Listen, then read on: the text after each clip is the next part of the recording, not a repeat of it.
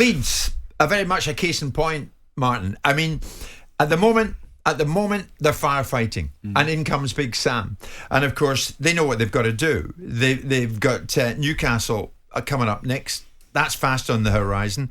It's live in talkSPORT tomorrow. But 3 points separate Leeds in 19th to Forest in 16th. In comes Sam, as I said, Martin. What wins out in a relegation battle such as this? Experienced nous, if you like, in the dugout? Defensive solidity, or purely who copes best in the situation? Well, I'm not so sure that there's just one particular thing that will be sufficient to keep you up. I think it's a combination of a number of things. Obviously, Leeds United haven't very many points on the board. I think that Sam's first game, I thought it was like, if there's such a thing with only 4 games left, a sort of a free hit. It was against Manchester City, and in fact they come out of it not too badly. Not too bad, because goal difference might have made it. Manchester City could have been out of sight by half time in the game. So from that viewpoint, that's fine. So you're sitting there with 3 games left. So what do you do? So there's no question about it that there's anxiety around Ellen Road. They were in this position that last year. They got out of it just at the very, very end, and it seemed like deja vu. So suddenly now there are 3 games left. What can he do?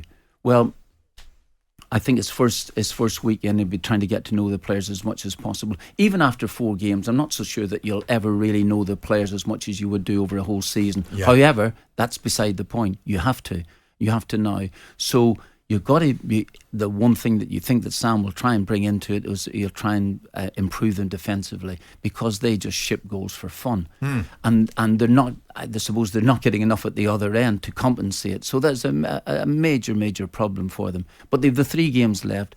I think Sam mentioned something about this is a not lose game. So it means, that's right, if it's a not lose game, just let's say it is a draw again. So you're still only there with 31 points in the board with 2 games left. It might actually be a case of having to win this game against Newcastle.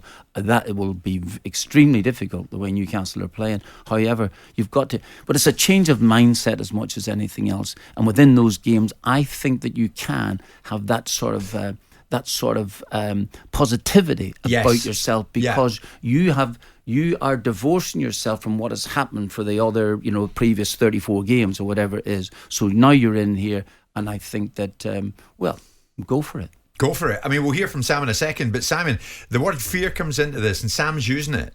He says the fear needs to drive them on. The fear of relegation, the fear of losing their Premier League status should make them hopefully fight hard for that status. Fear, fear, fear. Can you use it to your advantage, Simon? Fear.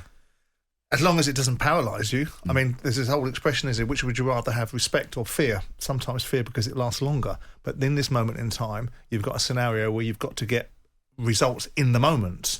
So if fear is going to be the tool that Sam, and he's been in this situation before. Last time out against West Bromwich Albion, whatever fear he engendered in West Bromwich Albion players didn't manifest itself in an outcome.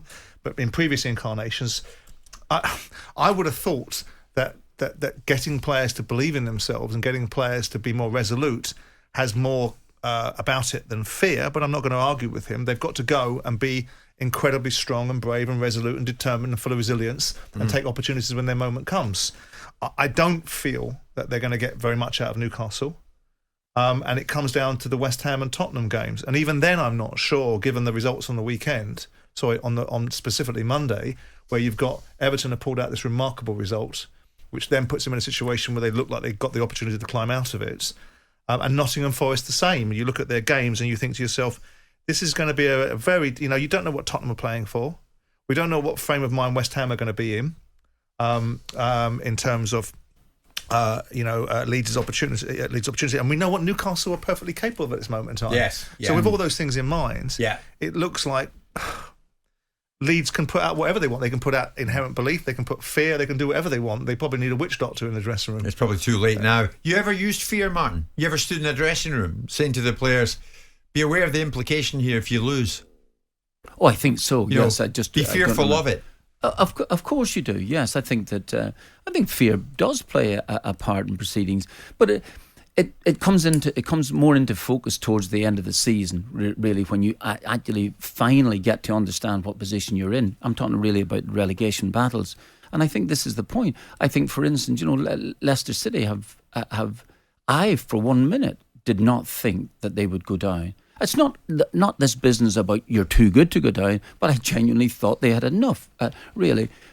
But now suddenly they lose the game. They didn't, by all accounts. Again, I only saw the highlights. By all accounts, didn't show a great deal of spark in the game against Fulham. That's dangerous coming towards the end of the season. Yeah. You've got to be fighting for absolutely everything. Yeah. Everything. And if you haven't thrown your body in front of a ball for 34 games before that, sorry mate, you've got to have to do it this time, So that's a dangerous situation there. It's I think the one thing that, to go to his old club, that they are playing with is a great deal of fear. If you look at Leicester's performance against Everton, they look bleeding terrified at certain stages of the game. So it's whether fear can be used as a catalyser. Let's be honest. Let's be clear about this. About fear. These players are very adept at knowing that the moment that bus leaves the station and goes to the Championship, they'll be on a different bus if they get an opportunity to go somewhere else and not be culpable or responsible for it. So it's about engendering, I would imagine, and not having been in this situation, a galvanised collective spirit where we are going to go forward and do the very best we can because we have pride, determination, and a degree of professional acumen and responsibility. And what Sam should be engendering in him is an all for one for all mentality, which is basically let's go, whatever it takes, whatever it is. Yeah. Martin, you mentioned Leicester, and I was going to get to it, but you've taken us to it right now. Incidentally, you ever heard from them? Did they ever ask you to go back? No. No, okay.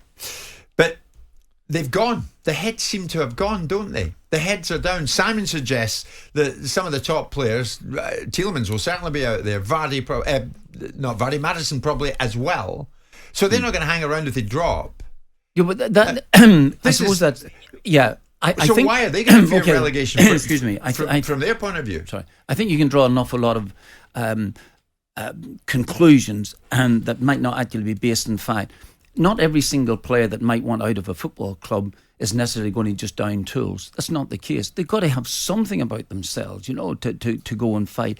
On the face of it, it looks that way. I think the players were booed off the pitch down at Craven Cottage. That doesn't help a great deal. Sorry, that doesn't help. And that just shows you what the fans are thinking about. But sometimes that's, you can over-exaggerate something just for the sake of it because it just seems to fit the narrative.